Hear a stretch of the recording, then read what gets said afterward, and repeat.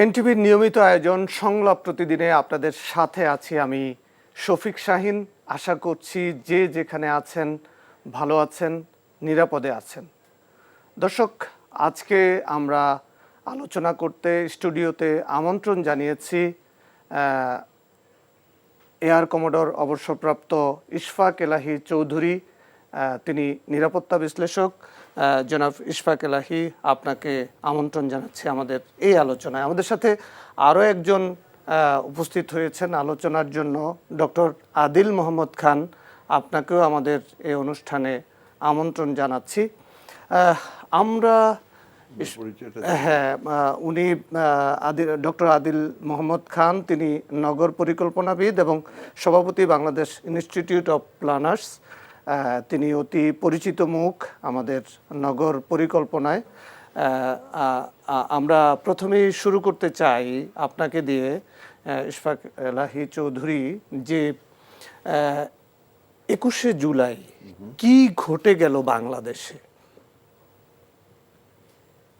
না, আপনি তো সেটা এখন তো কমন নলেজ যে আমাদের একটা এয়ারক্রাফট ফাইটার ট্রেনার F-7 বলি, যেটা F-7-এর একটা ট্রেনার ভার্সন। সেখানে ফ্লাইট লেফটেন্যান্ট তৌকির, তার সাথে তার ইনস্ট্রাক্টর ছিলেন। ইনস্ট্রাক্টর তাকে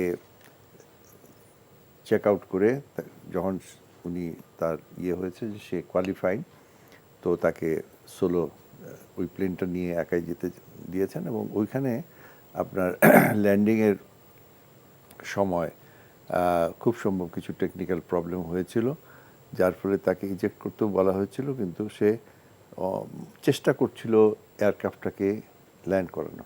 কারণ ইজেক্ট করাটাও কিন্তু সাংঘাতিক একটা কঠিন ডিসিশন, এবং পাইলটের নিজের সেফটির জন্য।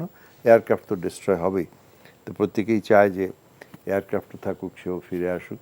তো ওই প্রচেষ্টায় সে সাকসেসফুল হয়নি, হয়তো যেসব টেকনিক্যাল কারণেই হতে পারে। তো তারপরে তো গিয়ে এটা পড়লো খুবই দুঃখজনকভাবে মাইলস্টোন কলেজের উপরে, স্কুল অ্যান্ড কলেজ যেটা। তো এবং সেখানে আপনাদের ছোটদের ক্লাসটাইতে পড়েছিল, তার পাশেই কিন্তু একটা মাঠ ছিল। এবং মনে করা হচ্ছে, কারণ ওই সময় ওই মুহূর্তেটা এয়ারক্রাফটের কারোর সাথে যোগাযোগ ছিল, মনে করা হচ্ছে যে সে ট্রাই করছিল যে যদি ডিচ করতেও হয় এয়ারক্রাফটটা যেন, সে যদি ইজেক্ট করেও যায় এয়ারক্রাফটটা যেন মাঠে পড়ে। কিন্তু এইটা জাস্ট আনফর্চুনেট যে ওই মাঠটাতে না পড়ে তার জাস্ট কয়েক গজ, 100 গজও হবে না এরকম দূরত্বে স্কুলটা ছিল। তো তারপরে তো আমরা জানি যে একটা বিরাট ম্যাসাকার হয়ে গেছে বাংলাদেশের ইতিহাসে। এতগুলো এখন পর্যন্ত তো 31 জন, আমি যদি ভুল না করি, আজকে পর্যন্ত ডেথ টোল 35। আচ্ছা 35। হয়তো আনফর্চুনেটলি আরও কয়েকজনকে বাঁচানো যাবে না, যারা অলরেডি এটা আশঙ্কা করা হচ্ছে হয়তো আরও বাড়বে। তবে তারপরেও, এবং যারা আছে তাদের মধ্যে অনেকেই বেরিয়ে আসবে, কিন্তু তারা হয়তো একটা ক্ষত বহন করবে, এবং অনেক ক্ষেত্রে কোনো বার্নে যা হয় কিছু আংশিক বা পঙ্গুত্ব হতে পারে। So this is a very unfortunate thing. তবে যদি ফ্লাইংয়ের কথা বলেন, এই বিমানবন্দরটা চালু হয়েছে তো 1980 সালে। তো 1980 সাল থেকেই এখানে ফ্লাইং হচ্ছে। এবং এই যে ধরনের এয়ারক্রাফটটা ক্র্যাশ করলো, এই ধরনের বা তার পূর্বসূরি এগুলো রেগুলার এখান থেকে ফ্লাইং হয়েছে। এটা আমাদের ট্রেনিং বেস নয়, এটা আমাদের বাংলাদেশের বলা যায় ঢাকা এবং ঢাকা প্রধানত আমাদের অপারেশনাল বেস, আর সেকেন্ড হচ্ছে চট্টগ্রাম, আর যশোর হচ্ছে আমাদের ট্রেনিং বেস। কিন্তু সেগুলো বেসিক প্রপেলার ট্রেনিং, তারপরে জেট ট্রেনিং ওখানে হওয়ার পরে অ্যাডভান্স জেট ট্রেনিংটা হয় চট্টগ্রাম। ওখান থেকে যারা পাশ করে আসে তারা এখানে আসে অপারেশনাল। এবং আমাদের যদি বলতে হয়, তো আমাদের প্রথমত যারা আমাদের একাডেমিতে যায় পাইলট হওয়ার জন্য, তাদের একটা বিরাট অংশ তারা ফ্লাইং করতে সাকসেসফুলি কমপ্লিট করতে পারে না। যারা কমপ্লিট করে তাদের মধ্যেও যারা কেউ হেলিকপ্টার্সে যায়, কেউ ট্রান্সপোর্টে যায়, কেউ ফাইটার্সে যায়। যেহেতু ফাইটার ফ্লাইংটাই সব থেকে বেশি ডিমান্ডিং, আপনার একজন মানুষ একটা এয়ারক্রাফট, সেই নেভিগেটর, সেই flight engineer, all in all he is the alone. এবং একদম অত্যন্ত হাই পারফরমেন্স এয়ারক্রাফট, এবং নানান ধরনের কলাকৌশল এখান থেকে হয়। ফায়ারিং করতে হয়, রকেটিং করতে হয়, বম্বিং করতে হয়, আপনার এক জায়গা থেকে আরেক জায়গায় যেতে হয়, দিনের বেলা করতে হয়, রাত্রেবেলা করতে হয়, অনেক উঁচুতেও যেতে হয়, আবার অনেক নিচুতে ট্রি টপ। সো এগুলোতে অ্যাক্সিডেন্ট রেট বেশি। তো একটা যেটা মিসকনসেপশন গত কয়েকদিন থেকে আমরা হয়েছে যে প্রশিক্ষণ বিমান কেন এত কাছে উড়বে, কিন্তু প্রশিক্ষণ তো এটা আমাদের যে প্রশিক্ষণের এলাকার এই ফাইটারের যে প্রশিক্ষণ এলাকা সেটা হচ্ছে উত্তরে, আপনার ময়মনসিংহের দক্ষিণ থেকে নিয়ে আপনার শ্রীপুর, রাজেন্দ্রপুর হয়ে ঘাটাইল, এই যে একটা বনাঞ্চল, একসময় তো গভীর বনাঞ্চল ছিল, এখন আর তো নাই, কিন্তু তারপরেও যেটা রিলেটিভলি কম জনবসতি, এইখানে কিন্তু আমাদের ফ্লাইংটা হয়। এইটা চট্টগ্রামের জন্য অধিকাংশই আপনার সীতাকুণ্ড ধরে হিল ট্র্যাক্সের এইসব জায়গায় চট্টগ্রামের ফ্লাইং হয়। যশোরের ফ্লাইংটা হয় আপনার মোস্টলি মাগুরা টাগুরা, এখানে যে বিল হাওয়ার টাওয়ার যে এলাকা আছে ওই এলাকায় ওদের ফ্লাইং হয়। কিন্তু টেক অফ অ্যান্ড ল্যান্ডিং তো এখান থেকেই হবে, এবং ঠিক বিফোর ওই ইয়েতে যাওয়ার আগে এই জিনিসটা হয়। আপনি সারাটা দিন দেখেছেন যে এয়ারক্রাফটগুলো ঢাকায় যেমন আসে ল্যান্ডিং করে একটা সার্কিট, এটাকে আমরা সার্কিট বলি, ল্যান্ডিং করে বেরিয়ে যায়, আবার আসার সময় সেইভাবে আসে। হয় কখনো কখনো আমাদের রানওয়েটা হচ্ছে উত্তর দক্ষিণে, হ্যাঁ, সো কখনো দক্ষিণ দিক থেকে আসতেছে, সেটা হয়তো আপনার ওই রামপুরা হয়ে বারিধারা হয়ে নিকুঞ্জ হয়ে দিকে ল্যান্ড করে, আবার ওই দিক থেকে যখন আসে তখন সাভার থেকে হয়ে সাভার মিরপুর হয়ে এদিকে আসে। তো it's very unfortunate this thing has happened, কিন্তু এটার ইনভেস্টিগেশন চলছে এবং আমরা আরো জানব। ওই দিন তৌকিরের সাথে কন্ট্রোল রুমের কি কনভারসেশন হলো, এটা কি আপনারা জানতে পেরেছেন? আমি ব্যক্তিগতভাবে আমি জানি না, বাট খুব সামান্যই হয়তো, তবে তাকে বলা হয়েছিল, আমি যতটুকু জানি তাকে বলা হয়েছিল ইজেক্ট করতে, কিন্তু ইজেকশনের দেখেন ইজেক্টের এয়ারক্রাফট পড়তো কোথাও না কোথাও পড়তো, ওখানে বসতি এলাকা। এটা যদি হতো ধরেন আপনার মধুপুরের উপরে বা শ্রীপুরের উপরে, তাহলে তো ইজেক্ট করে সে ওই এয়ারক্রাফটটা গিয়ে কোনো খুব সম্ভবত কোনো জঙ্গলে পড়তো বা ধানি খেতে পড়তো। It was not a big news. কিন্তু এত নিচুতে এসে সে ইজেক্ট কেন করলো? তার মানে কি ইজেক্টটা ঠিকমতো হয়নি, নাকি সে সঠিক সময়ে ইজেক্ট করতে পারেনি, অথবা সে নির্দেশনা শুনতে পায়নি? না, নির্দেশনা শুনেছে বা না, ডিসিশন তো তার। অলওয়েজ যতক্ষণ আমরা কথা বলছি তার অনেক কম সময়ের মধ্যে যায়, এবং একজন এয়ারক্রাফটের ক্যাপ্টেনের আলটিমেট ডিসিশন তার নিজের। ওকে, তাকে ওইভাবেই ট্রেনিং দেওয়া হয়, এবং যে সিটটা তার ছিল, এগুলো আমাদের পৃথিবীর মানে মোস্ট সেফেস্ট, এটা কিন্তু চাইনিজ সিট ছিল না, সিটটা হচ্ছে মার্টিন বেকার বলে একটা কোম্পানি, ব্রিটিশ কোম্পানি। সেটাতে আপনি গ্রাউন্ডে থেকেও আপনি ইজেক্ট করতে পারেন, এয়ারক্রাফট 0-0 বলি, 0 স্পিড 0 হাইটে আপনি ইজেক্ট করলেও আপনি বেঁচে যাবেন। কিন্তু এখানে যেটা হয়েছে, এয়ারক্রাফটটা তো already it was coming down. জি, এখন আপনি যদি, এবং অলরেডি আপনার মোশনটা সামনের দিকে, রাইট, আপনি যদি ইজেক্ট করেন, ইজেক্ট করবেন, কিন্তু আপনার বেসিক ট্র্যাজেক্টরি হবে এইভাবে, ফোর্সের যে আমাদের যেটা বলে, এটা কি বলেন আপনারা, এদিকে একটা ফোর্স, এদিকে একটা force, mass, so you will go like, and exactly তাই হয়েছে।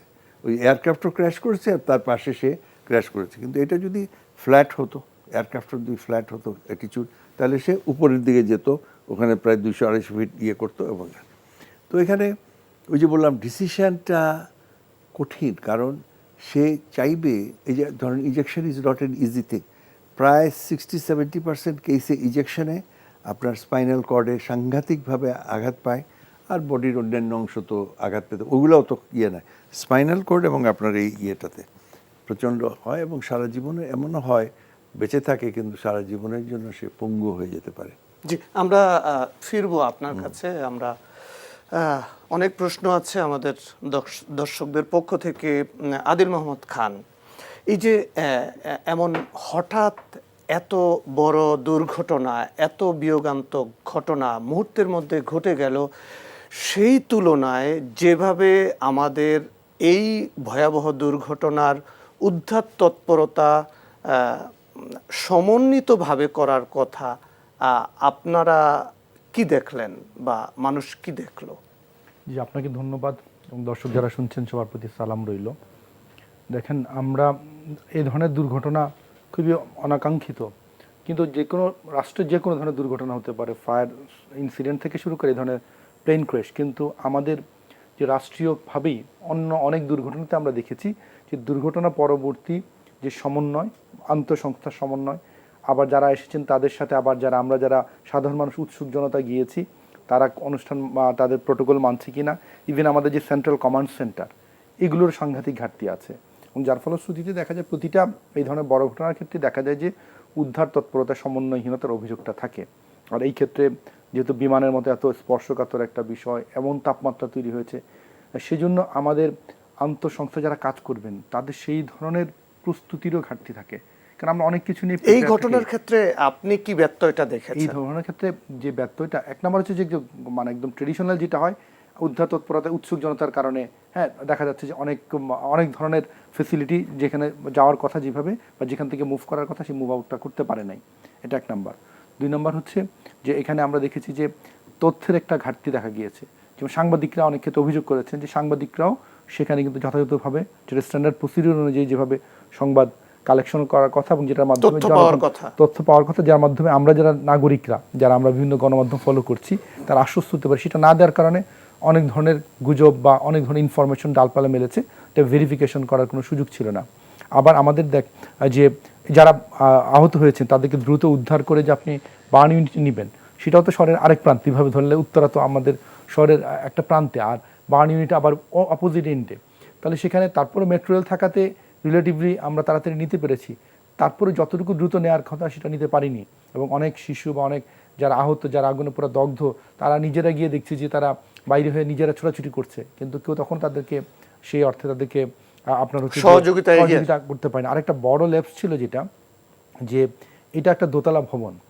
দোতলা ভবনে আপনি যে কোনো মানে একাডেমিক ইনস্টিটিউশন বা যে কোনো ধরনের গুরুত্বপূর্ণ যেখানে অনেক মানুষ থাকেন, তাদের অবশ্যই মানে আপনার অল্টারনেটিভ এক্সিট থাকতে হবে, মানে একটা সিঁড়ি বিকল্প আরেকটা সিঁড়ি থাকতে হবে। কেননা কোনো কারণে যদি সেই সিঁড়িটা যদি সেই অর্থে কোনো সমস্যা হয়, প্রতিবন্ধকতা তৈরি হয়, তখন বিকল্প সিঁড়ি লাগে। এখন দেখেন কি মানে দুর্ভাগ্য, বিমানটা যে মানে যেখানটাতে গিয়ে ক্র্যাশ করলো এবং স্কুল বিল্ডিংয়ে ঢুকে গেল, ওই সিঁড়ির জায়গাতেই মানে ঢুকলো, যার ফলে আমাদের এই স্টুডেন্টরা তার একে তো সিঁড়িটা বন্ধ, তার বের হওয়ার রাস্তা না নাই, আবার এই পুরো বিল্ডিংটা আপনার পুরোটাই গ্রিল দিয়ে ঘেরা। মানে আপনি যে নর্মাল কি হয় যে আপনার ব্যালকনি, তার উপরে আপনি নাফিয়ে আসতে পারবেন, তো অদ্ভুত। তাহলে এদিকে পুরোটা খাঁচার মধ্যে কেজের ভিতরে এত বড় একটা অগ্নিকাণ্ড, যেখানে 1500 ডিগ্রি সেলসিয়াস তাপমাত্রা হয়েছে, বের হওয়ার কোনো জায়গা নাই। তারপর সেনাবাহিনী গিয়ে জানালার গ্রিল কেটে বিকল্প ব্যবস্থাগুলো করেছে, কিন্তু এই ভবনটাই তো আসলে ত্রুটিপূর্ণ। মানে এখানে যদি আজকে বিমান অ্যাক্সিডেন্ট না হয়, যদি অগ্নিকাণ্ড লাগতো, তাহলে তো সেই মানে মানুষগুলো পুড়ে যেত ভিতরে। তাহলে এই যে প্রস্তুতির ঘাটতি, ভবনগুলো বানানোর সময় কোনো ধরনের স্ট্যান্ডার্ড মানে আমরা মেনটেন করি না। আমাদের এখন যে প্রশ্নটা আসছে, আদৌ কি ভবনটা কি রাজুকের অনুমোদন নিয়েছে কিনা, এটা তদন্ত বেরিয়ে আসবে, কিন্তু মানে আশঙ্কা যেটা সম্ভবত এটা অনুমোদনহীন। আপনি বলছিলেন যে উৎসুক মানুষের অনেক সময় তো মানুষকে দরকার হয়, বিপদ আপদে এগিয়ে আসে, কিন্তু এই ক্ষেত্রে আমরা দেখলাম যে এত মানুষ, আপনার অ্যাম্বুলেন্স ঢুকতে পারছে না, যারা আহত তাদেরকে নিয়ে গণমাধ্যম কর্মীরা কাজ করতে পারছে না, আইনশৃঙ্খলা রক্ষাকারী বাহিনী হিমশিম খাচ্ছে। তাহলে মানে এটার জন্য সচেতনতার জন্য কি বলবেন? দেখেন, সচেতনতা আসলে মানে একটা জাতির মানে সচেতনতা তৈরি হয় কালেকটিভলি। এটা হঠাৎ করেই কোনো একটা ঘটনা ঘটলে উত্তরার পার্টিকুলার কোনো মানে সেই কমিউনিটির মানুষরাই যে সচেতন হবে আর এটা না, পুরো জাতি যদি সচেতন হই, তাহলে আমরা উত্তরায় লাগুক আর আশুলিয়াতে আগুন লাগুক, দেখবেন যে আপনার জাতিগতভাবেই আমরা মানে শ্রদ্ধাশীল যে এই ধরনের ক্ষেত্রে আমরা কিভাবে প্রত্যেকে আমাদের আচরণটা কেমন থাকবে। তো জাতিগতভাবেই যেহেতু আমরা সেই ধরনের আচরণ তৈরি করতে পারিনি, তো সেই কারণে আসলে আপনি পার্টিকুলার কোনো একটা ঘটনাতে উৎসুক জনতাকে দোষ দিয়ে আসলে আমাদের লাভ হবে না। কিন্তু আমরা সেই আপিলটা তো সবসময় করে যাই যে আপনারা যারা এই ক্ষেত্রে সম্পৃক্ত না বা যাদের কোনো ইনভলভমেন্ট প্রয়োজন নেই, যেমন আপনি কিন্তু জানেন যে পুরো রাষ্ট্রযন্ত্রে কিন্তু সারা বাংলাদেশ জুড়ে নেটওয়ার্ক জুড়ে আপনার কিছু মানে ডিজাস্টার ভলান্টিয়ার তৈরি করেছে, যে কোনো এলাকাতে যখন ডিজাস্টার হয়, আমাদের যে কোনো ফায়ার সার্ভিসের পাশাপাশি সেই কমিউনিটি ভলান্টিয়ার তারা কিন্তু সেখানে গিয়ে অ্যাক্টিভলি এঙ্গেজড হবে। তাহলে তারা একরকম, আর আপনি যে সাধারণ মানুষ তিনি উদ্ধার করতে যাচ্ছেন, মানে তার তো ইনভলভমেন্ট আরেক রকম হবে। তো এই জিনিসগুলো আবার এটাও সত্য, অনেক ক্ষেত্রে ফায়ার সার্ভিস যেতে দেরি করে, তখন কিন্তু আমাদের সাধারণ মানুষই তারা জীবনের তোয়াক্কা না করে এবং তার যাকে বাঁচাতে যাচ্ছেন তার সাথে কোনো ধরনের রক্তের সম্পর্ক বা অজানা মানুষকে উদ্ধার করতে ঝাঁপিয়ে পড়ে। এই জন্য এই জিনিসটা এইভাবে বলা যাবে না উৎসুক জনতা সবাই খারাপ, ব্যাপারটা এরকম না। কিন্তু তারপরে উৎসুক জনতাকে ডিল করে একটা প্রোটোকল লাগবে, আর সেই প্রোটোকলটা আমাদের যারা মানে আইন শৃঙ্খলা বাহিনী বা যারা ফায়ার সার্ভিস তাদেরকেই সেই প্রোটোকলটা শেখাতে হবে। উৎসুক জনতা আসবেই, আমরা আলোচনা করব এই বিষয়ে। একটা আমি এখানে বলি যে আমাকে আমি আরেকটা চ্যানেলে একজন প্রাক্তন ফায়ার সার্ভিসের ডিজি ছিলেন, তো উনি বলেছেন যেমন ওই স্কুলেরও কোনো ফায়ার ছিল না, অ্যাপ্লায়েন্সেস ছিল এটা না, থাকার কথা। যে এবং আশেপাশে কোনো পানির ব্যবস্থাও ছিল না, যার ফলে যেটা basic। Lot of problem. তো স্কুলেরও স্কুল হোক, নিজস্ব ব্যবস্থাপনা ছিল না, হোটেল হোক, হসপিটাল হোক, আমাদের তো ওই যে নিজেদের যে একটা ফায়ার থাকা দরকার সেটা ছিল না। তবুও আমি বলবো যে যা এখন পর্যন্ত যা শুনেছি, teacher they played very important role, very important, এবং ট্রেন না হয়ে হয়তো ট্রেন মতো কাজ করা। আর ওই যে এখন একটা সমস্যা হয়ে গেছে সাংবাদিকদের নিয়ে, মানে আপনি তো সাংবাদিককে আর অসাংবাদিককে চেনার উপায় নেই, সবাই একটা করে মোবাইল স্টিক দিয়ে শত শত লোক আপনার তারা বিজি কি মোবাইল দিয়ে ছবি তুলতেছে, তারা কিন্তু কোনো করছে না, পার্ট করছে না, অথচ তারা ডিস্টার্ব করছে অ্যাম্বুলেন্স যাওয়ার বা এই যে কিন্তু যারা মূল ধারার গণমাধ্যম তাদেরকে তো যেতেই হবে, কিন্তু আপনি সংবাদ তো সংগ্রহ তো আমি যদি করতেই হবে। আমি যদি ক্রাউড কন্ট্রোলে থাকি, তো আমি তো কে সাংবাদিক কে সেটাও নিশ্চয়ই আইডেন্টিফাই করার কঠিন, মেকানিজম কঠিন। আছে, আমি তো যদি সেখানে পর্যাপ্ত ভলেন্টিয়ার থাকে। জনাব ইশফাক এলাহি চৌধুরী, কেউ কেউ বলছেন যে যে বিমানটি দুর্ঘটনায় পড়লো সে বিমানটি পুরনো মডেলের, 2013 সালে এটি বাংলাদেশে এসেছে এবং এই কোম্পানিটি নাকি 2015 সালে বন্ধ হয়ে গেছে। তো এরকম একটি বিমান বাহিনী কিভাবে এটা পরিচালনা করলো, যেটার স্পেয়ার পার্টস পাওয়া যাবে না, মেনটেনেন্স করা যাবে না, এরকম একটা কথা কিন্তু মানে আছে। আচ্ছা, এই সবই ভুল। 2013 যদি এই এয়ারক্রাফটটা ক্রয় করা হয়ে থাকে, একটা এয়ারক্রাফটের লাইফ সাইকেল থাকে 25 থেকে 30 বছর, তাহলে 2013-তে হলে আজকে 2025, এটা 12 বছর ধরে ফ্লাইং করেছে। এর আরও অর্ধেকেরও বেশি সময় লংজিভিটি আছে। আচ্ছা, 2000 সালে কোম্পানি তো বন্ধ হয় না, এটা যে চাইনিজ স্টেট ওন কোম্পানি, তারা এখন আর F7, it is true that তারা F7 প্রডিউস করছে না, তারা অন্য মডেলে F10 চলে গেছে, যে F10 এবং তারও আরও পরে। এখন তো তারা আমেরিকান দের সাথে কম্পিট করার জন্য স্টেলথ এয়ারক্রাফট ফাইটার করছে। কিন্তু তাদের তো যে 2016 সালে যেগুলো বানিয়েছিল সেগুলোর তো স্পেয়ার পার্টস তারা মানে যথেষ্ট থাকবে ওই পর্যন্ত, 2016 থেকে আরও 20-25 বছর পর্যন্ত এগুলো স্পেয়ার পার্টস সাপ্লাই করবে এবং স্টকে থাকে, আমরা কিনে রাখি। সো আমরা যখন জানি যে আমরা এই এয়ারক্রাফটটা ফ্লাই করবো হয়তো আরও 10-12 বছর 15 বছর থেকে, তো এয়ারক্রাফটটা পুরনো যে বলে না, এটাও একটা দেখেন আপনার, এই এয়ারক্রাফটটা হচ্ছে অরিজিনালি মিগ-21 এয়ারক্রাফটের চাইনিজরা যখন এটা, তখন তো চায়না রাশিয়া খুব ছিল সৌহার্দ্যপূর্ণ সম্পর্ক, তো তারা আন্ডার লাইসেন্স তারা ওটা করেছে, ওরা নাম দিয়েছে F7। তার আগে ছিল F6, এটাও কিন্তু আমরা প্রায় 15-20 বছর ফ্লাই করেছি, যেটা মিগ-19-এর এখন এই মিগ-21 দেখেন আপনার ইন্ডিয়াতে এখনও ফ্লাই করছে। এই বছর তারা ফাইনাল 3টা স্কোয়াড্রন তারা করবে, স্ক্র্যাপ করে দিবে। এই কিছুদিন আগে যখন পাকিস্তানের সাথে মনে আছে পুলওয়ামাতে একটা ইনসিডেন্ট হয়েছিল, এবং উইং কমান্ডার অভিনন্দন অ্যান্ড রাত্রেবেলা হি টুক অফ ইন দ্য মিগ-21, তো সে ক্লেম করেছে আমি পাকিস্তানি ফেলছি, but in any case he was shot down. It is true, that means the front লাইনে ভারতীয় বিমান বাহিনীর মতো যেখানে 500-র উপরে তাদের ফাইটার আছে, দে আর স্টিল ফ্লাইং দ্য মিগ-21। আমরা যেটা F7 ফ্লাই করছি, এটা এই মিগ-21-এর আরও অ্যাডভান্স ভার্সন, এবং বিশেষ করে বাংলাদেশকে যেগুলো দেওয়া হয়েছে মিগ-21BG, মানে ওটার কিছু অ্যারোডাইনামিক্স চেঞ্জ আমরা এনেছি আমাদের ওরাই ওই অ্যারোডাইনামিক্স চেঞ্জ ওরাই করেছে, উইংটা এটাকে ডাবল ডেল্টা বলে, এবং সমস্ত আপনার ইনস্ট্রুমেন্টেশন এগুলা আমরা গ্লাস ককপিট বলি আর কি, একদম আধুনিক যেটা, এবং রেডারিও আপনার অনেক ক্ষেত্রে আপডেট করা হয়েছে, ওয়েপন্স আপডেট করা হয়েছে। So this is going two B with us for very well in to the 2030 or something like that, মানে যতক্ষণ পর্যন্ত আমরা না এটাকে রিপ্লেস করছি। তার মানে আপনি বলতে চাচ্ছেন যে এয়ারক্রাফটটা ওকে ছিল? এয়ারক্রাফট ইজ ওকে এবং উইট উইল রিমেইন। খালি তো এটা নয়, একটা মানে আমাদের এই যে এখনো হয়তো আমি এক্সাক্ট জানি না, বাট 30-40টা তো এয়ারক্রাফট হবেই। দে উইল রিমেইন বাংলাদেশে বিমান বাহিনীতে আগামী অন্তত 10 বছর এটা থাকবে।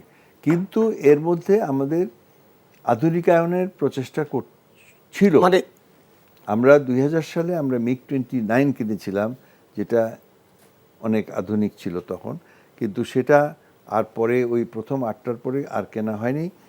কিন্তু সেই 8টা আমাদের এখনো আছে।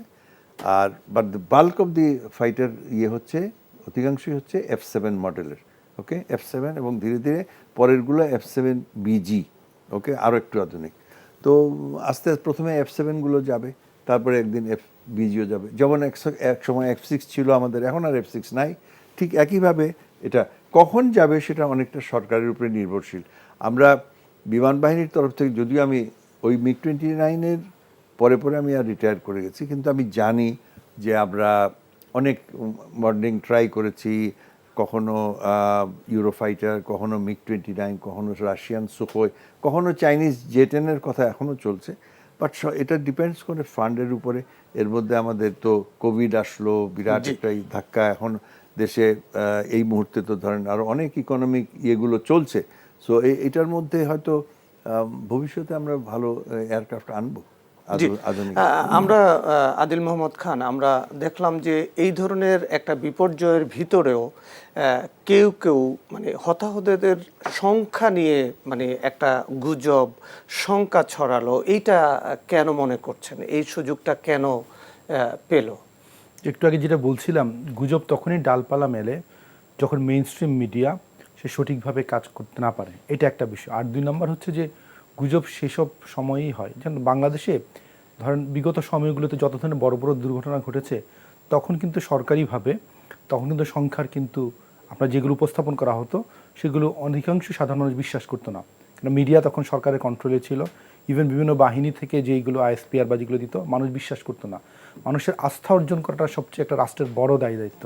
তো এখন বিগত সময়টাতে বিশেষ করে যখন গণতন্ত্রের অনুপস্থিতি ছিল, তখন রাষ্ট্রের বিভিন্ন সিস্টেম কলাপস করেছে, সংবাদ মাধ্যম কলাপস করেছে, বাহিনীর উপর মানুষের আস্থা কম ছিল। তো এখন এইবারের ক্ষেত্রেও যেহেতু ট্রেডিশনাল গণমাধ্যমকে অনেক ক্ষেত্রেই যেভাবে মানে কাজ করতে দেওয়ার কথা আইডিয়ালি সেটা দেওয়া হয় নাই, তখনই কিন্তু গুজবগুলো এসেছে। আর যে বলছিলাম আস্থার সংকট কিন্তু কোনো রাষ্ট্র একদিনে কাটাতে পারে না। গণমাধ্যমও আস্থা সংকটে ফেরত আসতে গেলে তাকেও সময় দিতে হবে। ইভেন গণমাধ্যম যদি যেত, তাহলে যে তাদের কথা যে পুরোপুরি ট্রাস্ট করতে মানুষ সেটা না।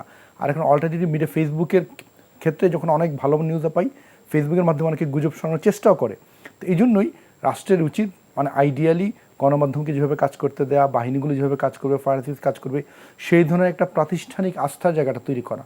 হ্যাঁ, আর আমাদের যারা নাগরিক, আমাদেরও উচিত সেই ক্ষেত্রে আমাদের আচরণটা ঠিকমতো করা। আর এখানে মাইলস্টোন স্কুল এবং কলেজ কর্তৃপক্ষ তারাই তো জানে যে আসলে তাদের ছাত্রছাত্রী মারা গিয়েছেন বা তারা যারা নিখোঁজ আছে, তো সেই স্কুলের পক্ষ থেকেও তাৎক্ষণিকভাবে সেই মানে এটা একটা মানে খুবই ক্রিটিক্যাল সময় ছিল, তাদের পক্ষে সেভাবে রেসপন্ড করা। তারপরেও তারা যদি অন্তত টাইম টু টাইম যদি তাদের পক্ষ থেকে একটা স্টেটমেন্ট যেত যে আমাদের কতজন ছাত্র এখানে ক্লাস করছিল, তাদের কী অবস্থা, আমরা কতটুকু ইনফরমেশন জানি, তাহলে অন্তত মানুষ বেশি আস্থায় নিত। রেদার আপনি ISPR এর বিবৃতি কিংবা একটা সরকারি বিবৃতির চেয়েও যারা যদি স্কুলের বাচ্চারাই নিহত হয়েছে এবং অভিভাবকদের সাথে স্কুলেরই কানেক্টিভিটি সবচেয়ে বেশি, তখনও সেই সময়টা যদি স্কুল কর্তৃপক্ষ যদি সেই অর্থে যদি আপনার আরও মানে যদি সুযোগ থাকতো যে তারাও তাদের মতো করে একটা স্টেটমেন্ট দিত, তখন হতো। আর ফেসবুকের খবর তো এখন এমন একটা সময়, আপনি জানেন যে ফেসবুকে প্রচুর ফেক নিউজ হয়, কিন্তু ফেসবুকের ইম্প্যাক্টটাকে অস্বীকার করা যায় না। হ্যাঁ, সেটা ইম্প্যাক্ট আছে। মানুষ যে শুধুমাত্র ফেসবুকে নিউজ লিখা না, মানুষ দেখে ভিডিও করছে, সাইটে যারা আছে তাদের একটা ভাষ্য দিচ্ছে, তখন মানুষ একটা সরকারি স্টেটমেন্টের চেয়ে অনস্পট একটা স্টুডেন্ট সে যা ভাষ্য দিচ্ছে সেটা সত্যক মিথ্যক, সে সেটাকে বেশি রিলাই করতে চায়, তাৎক্ষণিক বিশ্বাস করতে। এটা আসলে আমরা আরো আলোচনায় যাব আদিল মোহাম্মদ খান, যে মানে আমরা ধরেন এক সময় দেখলাম যে আমাদের শহর থেকে বিমানবন্দর অনেক দূরে, 80 সালে যেটা উদ্বোধন করা হলো। এখন আমরা দেখি যে আমাদের মানে বিমানবন্দরই শহরের পেটের ভিতরে ঢুকে গেছে, চারদিক দিকে শহর আর বিমানবন্দর মাঝখানে। এটা এটা হলো মানে এটা কিভাবে হলো এবং এটার উত্তরণের পথটা কি, এটা আমি বিরতির পরে আপনার কাছ থেকে এটার উত্তর নেব। এবং ইশফাক এলাহী চৌধুরী, আপনার কাছেও আমি জানতে চাইবো যে বাংলাদেশের ঢাকা আন্তর্জাতিক বিমানবন্দর একমাত্র বিমানবন্দর যেখানে আপনার 3 ধরনের কাজ হয়। একটা হলো যাত্রী, আরেকটা হলো আপনার মালামাল যেটা কার্গো বিমান, আরেকটা হলো আমাদের এই ধরনের যুদ্ধ প্রশিক্ষণ। এই 3টা কার্যক্রম বিশ্বের অন্য কোনো দেশের এক বিমানবন্দর থেকে চলে কিনা এটা আমি আপনার কাছে জানতে চাইব। আমাদের ঢাকা হযরত শাহজালাল আন্তর্জাতিক বিমানবন্দর বিশ্বের সম্ভবত একমাত্র বিমানবন্দর যেখানে যাত্রী, যেখানে কার্গো এবং যেখানে যুদ্ধ বা প্রশিক্ষণের কাজে ব্যবহার হয়। মানে আপনার অভিজ্ঞতা কি, আপনি কি বলবেন, এটা কি একটু ভালো না খারাপ? ইতিহাস সবকিছুই তো ঐতিহাসিক। আমরা যে এই যে কুর্মিটোলা আর তেজগাঁ 2টা বিমানবন্দর আমরা পেয়েছিলাম সেকেন্ড ওয়ার্ল্ড ওয়ারে, দ্বিতীয় বিশ্বযুদ্ধের সময় 2টা এয়ারফিল্ডই হয়েছিল 42 থেকে 44-এর মধ্যে, এবং 2টাই মিলিটারি এয়ারফিল্ড ছিল। মিলিটারি এয়ারফিল্ড, ছোট রানওয়ে ছিল, 4000 ফিট রানওয়ে, কিন্তু তার যে নেটওয়ার্ক যেটা ছিল, এখন যে ঢাকা ক্যান্টনমেন্টের একটা বিরাট অংশ কিন্তু আসলে এয়ারফোর্সের, রয়্যাল এয়ারফোর্স এবং আমেরিকান এয়ারফোর্সরা ইউজ করতো। অনেক ট্যাক্সি ট্র্যাক এগুলো দেখবেন এখন ওর উপরে রাস্তা হয়েছে, ঘরবাড়ি হয়েছে। পাকিস্তান হওয়ার পরে প্রথম তেজগাঁকে মনে করা হলো যে ঢাকার একটা এয়ারপোর্ট করতে হবে। তখন তেজগাঁকে ধীরে ধীরে, তখন তেজগাঁতেও আমাদের সিভিলে পিআইএর ফ্লাইং হতো এবং এয়ারফোর্সের ফ্লাইং হতো, এবং ওই একটা রানওয়ে ছিল। 71 সালের পর্যন্ত যুদ্ধ তো আপনারা অনেকে আমরা দেখেছি যে এইটা মিলিটারি এয়ারফিল্ডও ছিল এবং সিভিল এয়ারফিল্ড ছিল। কিন্তু 60-এর দশকেই পাকিস্তানের সময় চিন্তা করা হয়েছিল যে এই এয়ারফিল্ড ধীরে ধীরে শহর বেরিয়ে আসছে, কারণ 47 সালে তো শহর ছিল ইসলামপুর আর সদরঘাট, তাই না? জি, লালবাগ এলাকা। লালবাগে যখন তেজগাঁ পর্যন্ত চলে আসলো, তখন 64 সালে 62 সালে প্ল্যান হলো 64 সালে ওই এয়ারপোর্টটাকে চলে যাওয়ার কথা, এবং ওইভাবে কাজ শুরু হলো। কিন্তু মাঝখানে লিবারেশন ওয়ার হলো, ওখানে অনেক ড্যামেজ হলো, হলো। তো আলটিমেটলি আমরা 60 সালে 80 সালে গিয়ে ওটা করলাম। তখনও কিন্তু ডিসিশন হয়েছিল যে ডান দিকের পোর্শন থাকবে সিভিল এয়ারলাইন্স আর বাম দিকে এয়ারফোর্স, এবং 60 সালের থেকেই যেসব কনস্ট্রাকশন হয়েছিল ওই এয়ারপোর্টের বাম দিকে সিভিলের এয়ারফোর্সের হয়েছে, পশ্চিম সাইডটা এয়ারফোর্সের কোয়ার্টার্স টোয়ার্টার্স এগুলো হয়েছে, আর ডান দিকে হয়েছে তারপরে তো 80-র পরে যখন ওপেনিং হয়ে গেল, ধীরে ধীরে আমরা তেজগাঁর, ততদিনে শহর আরও বেড়ে গেছে, আমরা তেজগাঁ থেকে অন্তত ফাইটার ফ্লাইংটা চলে গেছে আমাদের কুর্মিটোলায়, কুর্মিটোলার বাম দিকে এবং ডান দিকে সিভিল। তো এখন তারপরে যখন আরও একটা বুঝতে হবে যে যখন 60-এর দিকে হয়েছিল একটা প্রদেশের, পূর্ব পাকিস্তানের প্রদেশের রাজধানীর একটা এয়ারপোর্ট চিন্তা হয়েছিল, তখন তো আর এটা রাজধানী ছিল না, এবং বিগেস্ট প্লেন ছিল 707, 120 জন 125 জন প্যাসেঞ্জার ক্যারি করতো। এখন আমরা জাম্বো এয়ারক্রাফট, DC-10, এয়ারবাস এগুলো আসছে। তখন চিন্তা হলো যে এই এয়ারপোর্টটা আর চলবে না।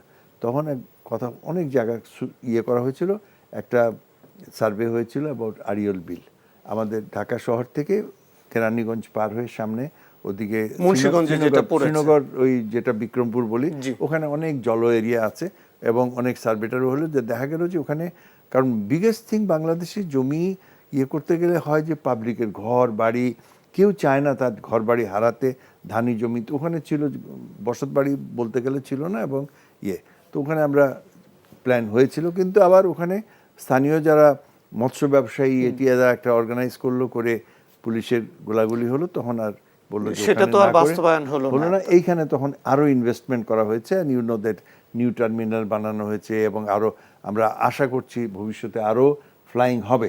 কিন্তু স্যার, মানে আপনি থার্ড টার্মিনাল যেটা নতুন করে তৈরি করা হলো, তার জন্য তো কোনো রানওয়ে নাই না, তাহলে একটাই রানওয়ে, এবং আমরা বলছি এটা ইউজেস, আর আমরা বলছি যে এটা ইন্টারন্যাশনাল রানওয়ে, কিন্তু ইন্টারন্যাশনাল স্ট্যান্ডার্ডের যে একটা প্যারালাল ট্যাক্সি ট্র্যাক, একটা বা সেকেন্ডারি রানওয়ে বলতে কিছু নাই।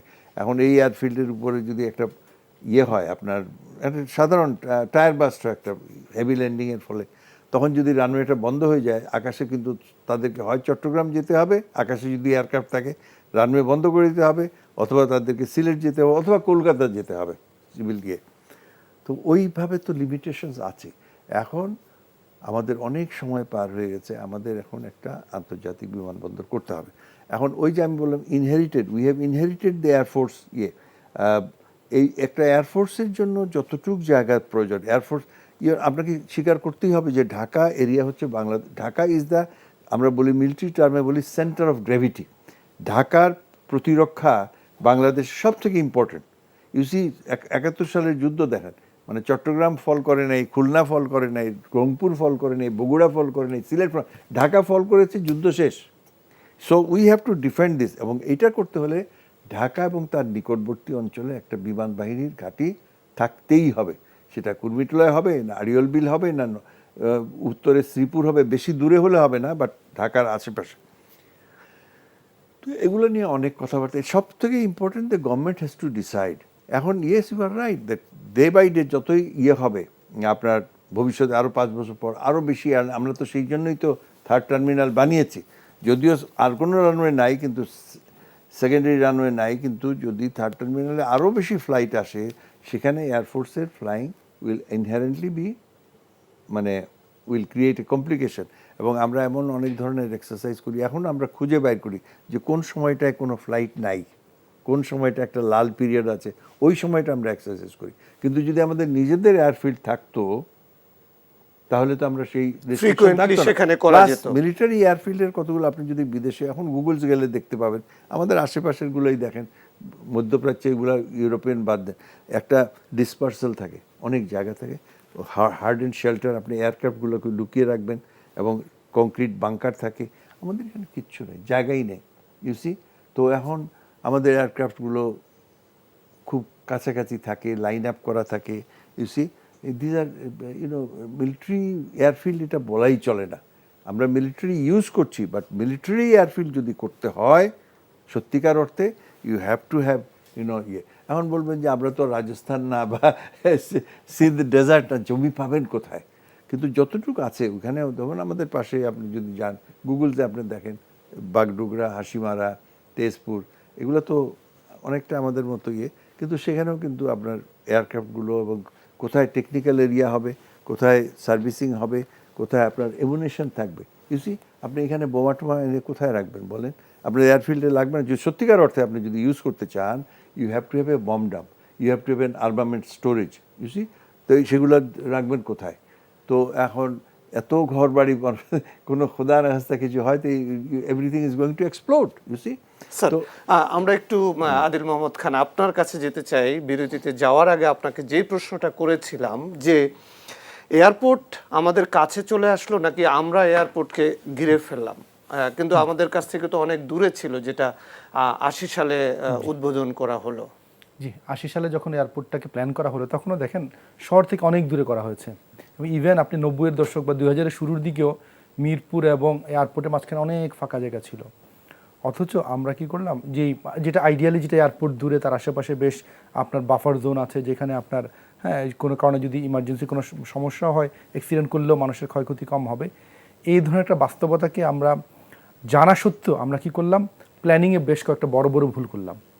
আমরা উত্তরা স্যাটেলাইট টাউন যেটা বানালাম, সেখানে আমাদের অ্যাপ্রোচ এরিয়াতে সেই জায়গাটাকে প্রোটেক্ট করার কোনো ব্যবস্থা করে নিই। অ্যাপ্রোচ এরিয়া কিন্তু অনেক বড় না, এটা একটা নির্দিষ্ট একটা কনিক্যাল একটা এরিয়া, সেই জায়গাটাকে আপনাকে অবশ্যই প্রোটেকশন রাখার প্রয়োজন ছিল।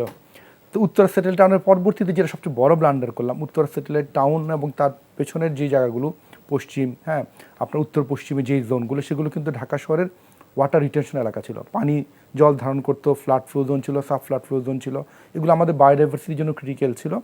এবং সেই জায়গাগুলোকে ধ্বংস করে আমরা কি করলাম, উত্তরার 3rd ফেজ প্রকল্প করলাম। 3rd ফেজ প্রকল্পের মাধ্যমেই আমাদের এই ল্যান্ডগুলোকে ডিস্ট্রাকশন শুরু।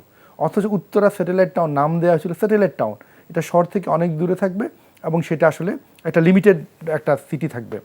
অথচ প্ল্যানিংয়ের বেসিক গ্রামারটাকে ভুলে গিয়ে আমরা কিছু মানুষকে প্লট দেওয়ার নাম করে আমরা কী করলাম, উত্তরা 3rd ফেজ প্রায় পুরোটাই আপনার এই ধরনের রেস্ট্রিক্টেড এরিয়া, আপনার জলাভূমি এর মধ্যে অবস্থিত। তো এই এলাকাটাকে ধ্বংস করার মাঝখানে পরবর্তীতে যখন এই এলাকাটা ধ্বংস হয়ে গেল, স্যাটেলাইট টাউন এবং 3rd ফেজ মিলে যখন বিশাল এলাকা ধ্বংস হয়ে গেল, তখন এখনকার যে মাইলস্টোন বা দিয়াবাড়ি এলাকা, সেই এলাকাগুলো জলাধার, রিটেনশন এলাকা, নিচু জমি, যেগুলো আপনার হচ্ছে কনজারভেশন এলাকা, প্রোটেকশন এলাকা থাকার কথা, সেখানে পরবর্তীতে বেসরকারিভাবে আপনার হচ্ছে একদম মানে বেসুমারভাবে সেখানে উন্নয়ন করা শুরু হলো। এগুলো জলাভূমি ভরাট করা বাংলাদেশে আইনগুলো পারমিট করে না। আমাদের 1995 সালে যেখানে ঢাকা মেট্রোপলিটন ডেভেলপমেন্ট প্ল্যান ডিএমডিপি তৈরি করেছিলাম, সেখানে এই ডিরেকশনগুলো ছিল। এগুলোকে কনজার্ভ করতে হবে for water retention, for biodiversity এবং ফর এই যে আমাদের এই যে অ্যাপ্রোচ এলাকাগুলো, সেগুলোকে আমাদের রক্ষা করা দরকার।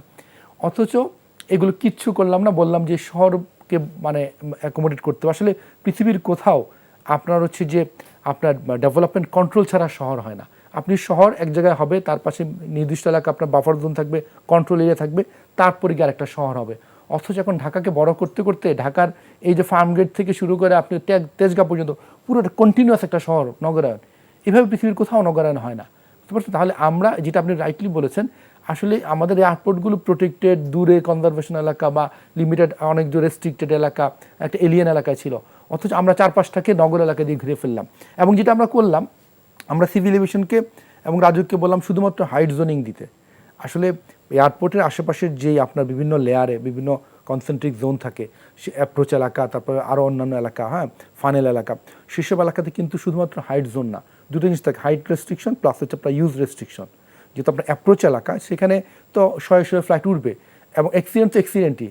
আপনার অ্যাক্সিডেন্ট হয়তো যে কোনো দিন 10 বছর পরে হতে পারে, বড় অ্যাক্সিডেন্ট 30 বছর পরে হতে পারে, কিন্তু প্রস্তুতিটা প্ল্যানিংয়ে থাকতে হবে। এই জন্য গ্লোবালি যেটা করা হয়, এই আপনার অ্যাপ্রোচ এরিয়াতে হাইট জোনিংয়ের পাশাপাশি ইউজ জোনিং থাকে।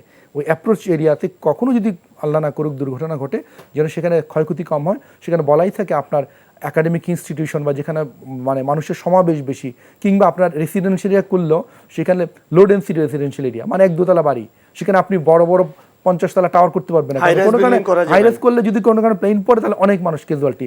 এই জন্য এই যে বেসিক গ্রামার, যে ইউজ জোনিংয়ের ক্ষেত্রে আপনি এই ধরনের স্কুল করা, কলেজ করা, ইউনিভার্সিটি করা, কিংবা বড় বড় মানে প্রিয়াঙ্কা হাউজিং, রূপায়ণ হাউজিং, যেগুলো বড় বড় অনেক কনসেন্ট্রেশন, ইভেন সেখানে এইসব অ্যাপ্রোচ এলাকাতে আপনার হেভি ইন্ডাস্ট্রি করতে না দেখ। হেভি ইন্ডাস্ট্রিতেও যদি কোনো এক্সপ্লোশন হয়, সেটা এক্সপ্লোশন হতে পারে। তাহলে ইয়ের কথা বলেন, এই পাশে যেটা জি, হ্যাঁ, বাড়িধারা গুলশান, হ্যাঁ, বাড়িধারা গুলশানেও তো হয়ে যাচ্ছে, একদম চোখে পড়ে যাচ্ছে, এবং বড় বড় হোটেল হচ্ছে। এগুলো কিন্তু আপনার মানে পত্রিকায় প্রচুর রিপোর্টিং হয়েছে, রাজুক থেকে 20 তলা পারমিশনে 30-35 তলা করে ফেলতেছে। তাহলে একটা দেশের রাষ্ট্র বলে কিছু থাকলে তো সেটা হওয়ার কথা না। তাহলে এই যে মানে এদিকে পুরো এলাকাটা যেভাবে ইউজ জোনিংয়ের ভায়োলেশন হলো, এদিকটা তো আপনার গুলশান বাড়িধারার দিকে মানে ইউজ জোনিংয়ের ভায়োলেশন করা হচ্ছে, একদম বেসুমার। যেন আসলে মানে পৃথিবীতে প্ল্যানিং নামক একটা জিনিস যে আছে বাংলাদেশে, এটা সবাই বেমুলাম ভুলে যায়, এবং এই ক্ষেত্রে সবাই পলিটিশিয়ানদের কাজে লাগায়, আমলাদের কাজে লাগায়, হ্যাঁ, কখনো কখনো প্রতিরক্ষা বাহিনীর মানুষদেরকে দিয়ে জোর করে বিভিন্ন অনুমোদনের জন্য তারা নেগোসিয়েট করে। অথচ দিন শেষে এই যে আজকে যে মাইলস্টোনে যে দুর্ঘটনা ঘটলো, এই ধরনের দুর্ঘটনা যেন না হয়, এই জন্য পৃথিবীতে পরিকল্পনা তৈরি হচ্ছে, এবং এই জন্য ডেভেলপমেন্ট কন্ট্রোল শব্দের উন্নয়ন নিয়ন্ত্রণ করতে হবে। নগরায়ণ তো অবশ্যই হবে, কিন্তু সেটা প্ল্যান মাফিক। এয়ারপোর্ট এলাকার আশেপাশে তার যে জোনিংয়ের যে ইন্টারন্যাশনাল স্ট্যান্ডার্ড এবং প্র্যাকটিস, সেটা মেনেই করতে হবে। যখনই আমরা মানতে ভুল করেছি এবং আমরা মনে করেছি হ্যাঁ এয়ারপোর্ট তো আমাদের ডেভেলপমেন্টের প্রয়োজনে অল্টারনেটিভ এয়ারপোর্ট লাগবে, কিন্তু এটার এই মানে না যে ঢাকার যে এয়ারপোর্টটা যেভাবে সুচিন্তিতভাবে ঢাকা থেকে রিলেটিভলি দূরে করা হয়েছিল, এবং সেটা ঢাকাতে সুবিধা কি, আপনি দেখেন ঢাকা এয়ারপোর্ট থেকে আপনি শহরে এখন এক্সপ্রেস হয়েছে, খুব দ্রুত ঢুকতে পারছেন। এয়ারপোর্ট থেকে আপনি যে শহরে আপনি বিভিন্ন অ্যাক্টিভিটির জন্য খুব দ্রুত ঢুকতে পারছেন, এটা তো একটা সম্ভাবনা। তাহলে এটা আমাদের জন্য একটা রাইটলি একটা যে জায়গায় ছিল, সেটাকে যদি আমরা আশেপাশে প্রোটেক্টেড জোন, অ্যাপ্রোচ জোনগুলোকে আমরা যদি নিরাপদ রাখতে পারতাম, এটা আমাদের অ্যাসেট ছিল। অথচ সেই অ্যাসেটটাকে এখন আমরা বলছি এয়ারপোর্ট কেন জনবহুল এলাকা, না, মনে হচ্ছে এয়ারপোর্টের জায়গায় ছিল, আমরা এনফোর্সমেন্টে আমরা একদমই গাফিলতি করেছি। রাষ্ট্র বিভিন্ন ক্ষেত্রে উদাসীন ছিল এবং অনেক ক্ষেত্রে কম্প্রোমাইজ করেছে। জি, কম্প্রোমাইজের বলি হচ্ছে আমাদের এই ইশফাক এলাহী চৌধুরী, আপনার কাছে জানতে চাই যে মাইলস্টোন স্কুল অ্যান্ড কলেজ যেখানে অবস্থিত, এইটার অনুমোদনটা কে দিল? মানে you have asking the wrong person. আমি তো এটার উত্তর দিতে পারবো না। সিভিল এভিয়েশন না, এটা সিভিল এভিয়েশন এবং নাকি রাজুক দুইজনই যৌথ। যদি সত্যিকার অর্থে পারমিশন আনতে হয়, তাহলে দুইটারই পারমিশন লাগবে। আমি এই মুহূর্তে আমি ইস্ট ওয়েস্ট ইউনিভার্সিটিতে আছি, যেটা আফতাবনগর, এবং এখানে আমরা একটা এক্সপানশন প্ল্যানে যাচ্ছি। আমরা তো একদম we have to get the certificate from both. এবং আমি এর আগে এশিয়া প্যাসিফিকে ছিলাম, এবং ওদের যে 10 তলা বিল্ডিংটা হয়েছে, ওখানে আই ওয়াজ ইনচার্জ, এবং আমি এয়ারফোর্সের পার্সোনাল হওয়া সত্ত্বেও আমি যখন গেছি বলেছে এই হাইটের উপরে আমরা দিব না। তখন আমি আবার বলেছি যে আবার পাশেরটা যে 16 তলা বসুন্ধরা, এই যে যে আপনার টাওয়ারে যে শপিং মল একই লাইনে পড়ে, বলে তারা করে ফেলেছে, কিন্তু আমি তো সাইন নতুন করে দিতে পারবো না। আমি সাইন করবো না, ওটা আমরা ভাঙার জন্য সরকারকে বলেছি, কিন্তু আমরা জানি যে এটা ভাঙা হয়নি। যেদিন আগুন লাগলো এই যে বসুন্ধরায়, তো আমরা ভাবলাম মনে মনে যা পুড়ে গেছে যখন, আর এটা নতুন করে করবে না ওই যে এক্সটেন্ডেড ইয়েটা, but they have done it, it is there. এবং এরকম হচ্ছে দুই সাইডই হচ্ছে। কিন্তু তাহলে এই গুলশান- যে মানে এই ফ্লাইং জোনের ভিতরে যেখানে হাইট রেস্ট্রিকশন আছে, যেখানে ধরেন আপনার এতগুলো মানুষ একসাথে অবস্থান করবে, কোনো দুর্ঘটনা ঘটলে, তাহলে তারা কি অনুমোদনটা পেল নাকি না পেয়ে তারা এখানে এই সমাগম শিক্ষা এগুলোর তো প্রতিষ্ঠান? ধরেন উত্তর ওরাই দিতে পারবে। সংবাদপত্রে, টেলিভিশনে এগুলো অনেক প্রতিবেদন হয়েছে, বিশেষ করে গুলশান বাড়িধারা এলাকাগুলো নিয়ে, যেখানে ওখানে যেসব ভায়োলেশন হয়েছে এগুলো নিয়ে অনেক প্রতিবেদন হয়েছে। সরকার আসে, সরকার যায়, কিন্তু তাদের ক্ষমতা তো আমার মনে হয় থেকেই যায়। সুতরাং আমরা কোনোদিন আদিল দেখি মোহাম্মদ নাই, খান, কোনোদিন তাহলে দেখি নাই যে কোনো তারা হোটেল ভাঙা হয়েছে বা কার কোনো অনুমোদনে এই ফ্লাইং জোনের নিচে এই শিক্ষা প্রতিষ্ঠান শত শত শিশুদের নিয়ে, ছাত্রদের নিয়ে শিক্ষা প্রতিষ্ঠান চলে আসছে? রাষ্ট্র সংস্কার নিয়ে অনেক আলাপ হচ্ছে, হ্যাঁ, নির্বাচন সংস্কার, হ্যাঁ, ভোটার পদ্ধতি সব, কিন্তু মানুষের জীবনের নিরাপত্তা, হ্যাঁ, সেটা নিয়ে আলাপটা এই যে আমাদের অন্তর্বর্তী সরকার তারা কিন্তু শুরু করে নাই। এবং যার ফলশ্রুতিতে আমরা দেখেছি প্ল্যানিংয়ের ভায়োলেশন, বিশেষ করে ঢাকা শহরে দুটো বড় ভায়োলেশন আছে। একটা হচ্ছে আপনার ল্যান্ড ইউজের কনভার্সন, যেগুলো ইললিগেল এবং প্ল্যানিং সেন্সে কখনোই অ্যালাউ করার সুযোগ নেই। আর একটা হচ্ছে হাইটের ক্ষেত্রে ব্যর্থ হয়, হ্যাঁ, যে কখনো কোথাও অনুমোদন ছাড়াই বানিয়ে ফেলা হয়েছে, অথবা কখনো কম মানে অল্প অনুমোদন নিয়ে বেশি বানিয়ে ফেলেছে। অথচ সারা বাংলাদেশে এই যে পরিমাণ এই ভায়োলেশনগুলো হয়েছে, এটা নিয়ে আমরা বারবার দাবি করেছি যে প্ল্যানিংয়ের ভায়োলেশন, ল্যান্ডের ভায়োলেশন যেটা হয়েছে, হাইটের ভায়োলেশন, এটা নিয়ে সরকার একটা শ্বেতপত্র বানানো দরকার। তাহলে কিন্তু অনেক রাঘব বোয়ালরা তারা কিন্তু ধরা পড়বে। এবং আপনি, আমার তো মানে ভোট কী হবে এটার চেয়েও বেশি আমি মানে বেঁচে আছি কিনা, আমার নিরাপত্তা কী, তো রাষ্ট্র তো এটাকে গুরুত্ব দিতে হবে। অথচ বিস্ময়করভাবে এই যে ল্যান্ড গ্র্যাবিং, ল্যান্ড এনক্রোচমেন্ট এবং ইললিগেলি আপনার ওয়াটার রিটেনশন পন্ডকে ভরাট করে, যেখানে মাইলস্টোনের যে যত বড় আপনার ক্যাম্পাস তার কিছু কিছু অংশ এরকম কি একদম স্পষ্ট সেখানে ওয়াটার বডি ছিল, সেটাকে ভরাট করা হচ্ছে। কীভাবে করা হচ্ছে? সম্পর্ককে কাজে লাগিয়ে। তাহলে সারা বাংলাদেশের বিভিন্ন বড় বড় শহরে এই যে ভায়োলেশনগুলো হচ্ছে, ঢাকাতে হয়েছে, তাহলে এটা যদি আমরা শ্বেতপত্র যদি অন্তর্বর্তী সরকারের সময় শুরু না করি, কারা করবে? এবং এর সাথে আপনি যদি তদন্ত করতে যান, অবশ্যই বিমান চলাচল কর্তৃপক্ষের গাফিলতি থাকবেই। কারণ এই যে আমাদের এই যে সহ-আলোচক যিনি বললেন যে বসুন্ধরা, তাহলে তার যদি বসুন্ধরা পাশে এশিয়া প্যাসিফিক না পায়, বসুন্ধরা যদি করে, তাহলে হোয়াই নট, মানে আমাদের স্টেট কেন আজ করতেছে না বা এটা ভেঙে ফেলার উদ্যোগ নিচ্ছে না কেনা? কেন র্যাঙ্কস টাওয়ার আমরা ভাঙলাম? তাহলে র্যাঙ্কস টাওয়ারের পাশে, জাহাঙ্গীর টাওয়ারের পাশে যে আপনি স্বাধীনতা স্তম্ভ টাওয়ার করলেন, তাহলে এটা কিভাবে, কোন যুক্তিতে করলেন? মানে এই যে আপনি কি করছেন, আমরা বলছেন আইন সবার জন্য সমান, কিন্তু বিগত সময়গুলোতে আমরা স্পষ্ট দেখেছি আইন সবার জন্য সমান না। আপনার পাশে আরেকজন ভায়োলেট করছে, আপনার রাষ্ট্র একদম চোখ বুজে আছে। তাহলে এই যে রাষ্ট্রযন্ত্র, মানে জুলাই তো এমনি এমনি হয়নি, বাংলার মাটিতে এখনও জুলাই মাস শেষ হয়নি, জুলাই কি এমনি এমনি হয়েছে? প্রতিটি এই যে অন্যায়, অবিচার, হ্যাঁ, ভায়োলেশন অফ প্ল্যানিং, হ্যাঁ, ভায়োলেশন অফ ডেভেলপমেন্ট কন্ট্রোল, এটার বিরুদ্ধেই মানুষ কিন্তু ফুঁসে উঠেছিল। তাহলে অন্তর্বর্তী সরকারের কাছে আমরাও দাবি করছি, কালকে আমরা একটা সংবাদ সম্মেলন করেছি, দাবি করেছি যে ল্যান্ড নিয়ে যত ভায়োলেশন হয়েছে, বিল্ডিং নিয়ে যত ভায়োলেশন হয়েছে, এটা তদন্ত করে যারাই দোষী হোক, তার যেই ধরনের চরিত্র থাকুক, সে যত বড় মাফিয়া হোক, তাদেরকে ধরতে হবে। না হলে আমি আপনি কোনো একটা ভবনে আগুন চাপায় মরবো, কোনো একটা স্ট্রাকচার ফল করলে মরবো, কিংবা এই ধরনের একটা আপনি প্লেন না হয় মানে বড় একটা স্ট্রাকচার, ঢাকা শহরে হাইওয়ের পাশে ভবন বানিয়ে রাতের বেলা ঘুমিয়ে আছেন, ট্রাক চাপা দিচ্ছে, কত মারা যাচ্ছে না? সেটা তো জীবন। তাহলে এই যে ভায়োলেশন হচ্ছে বিভিন্ন স্ট্রাকচার, তাহলে হাইওয়ের পাশে রেস্ট্রিকশন আছে যে এত মিটারের মাঝখানে আপনি কোনো ভবন বানাতে পারবেন না, রেসিডেন্সিয়াল হোক, কমার্শিয়াল হোক। তাহলে এই যে জায়গায় জায়গায় আপনি যে অন্যায়গুলো হতে দিয়েছেন এত বছরে বিভিন্ন চরিত্রের নাম দিয়ে, হ্যাঁ, এবং বলা হয় কি যে উপর থেকে ফোন আসে, হ্যাঁ, আপনি একটা বড় এস্টাবলিশমেন্টের বিরুদ্ধে কি আপনি কোনো একটা তদন্ত করলেন, সরকারি কর্মকর্তা, মিনিস্টার ফোন করে বসে, ইভেন পিএম থেকে ফোন আসে যেখানে ধরা যাবে না। এই তো ছিল বাংলাদেশ, এর বিরুদ্ধে তো জুলাই অভ্যুত্থান। তাহলে কেন রাষ্ট্রযন্ত্র বাংলাদেশে ল্যান্ড এবং বিল্ডিং নিয়ে যা অনাচার হয়েছে সেটা শ্বেতপত্র করবার কেন উদ্যোগ নিল না? বরঞ্চ যে উল্টাটা হয়েছে, মানে জুলাই অভ্যুত্থানের পরে ঢাকা শহরে ব্যবসায়ীরা এবং কতিপয় অসৎ পেশাজীবীরা তারা কী করছে, ডেব সংস্কারের নাম দিয়ে তাদের মূল টার্গেট হচ্ছে ঢাকা শহরে যত্রতত্র ইচ্ছে মতন আপনার হচ্ছে উঁচুতলা ভবন বানাতে দিতে হবে, এই জন্য ফার বাড়াতে হবে, বিল্ডিংয়ের স্ট্রাকচারের হাইট বাড়াতে দিতে হবে। অথচ ঢাকা শহরে অবশ্যই আপনি স্ট্রাকচারগুলো অ্যাকর্ডিং টু প্ল্যানিং আপনি করতে পারবেন। প্ল্যানিং যেটা পারমিট করে না সেটা তো আপনি পারবেন, অথচ পুরো একটা মাফিয়া গোষ্ঠী কাজ করতেছে ড্যাব সংস্কার নাম নিয়ে। গৃহ মন্ত্রণালয় রাজুক মিলে সম্মিলিতভাবেই এই উদ্যোগগুলো নিচ্ছে। আর যখনই আমরা বলি যে অবশ্যই বিল্ডিংয়ের স্ট্রাকচার তার ইউজ প্ল্যানিং মাফিক হতে হবে, তখন প্ল্যানিংকে বাইপাস করে রাষ্ট্রযন্ত্রের যত আয়োজন সব এই জুলাই অভ্যুত্থানের পরে কোথায় শ্বেতপত্র প্রকাশ করবে, এখন হচ্ছে উল্টা আয়োজন। এই যে এখন এই ঘটনার পরে এই মানে ফার বাড়ানোর আলাপটা কয়েকদিন থেমে থাকবে, এটা 10 দিন 15 দিন পরে এটা রেস্ট কমে যাবে, তখন আবার সেই চক্রটা সক্রিয় হবে।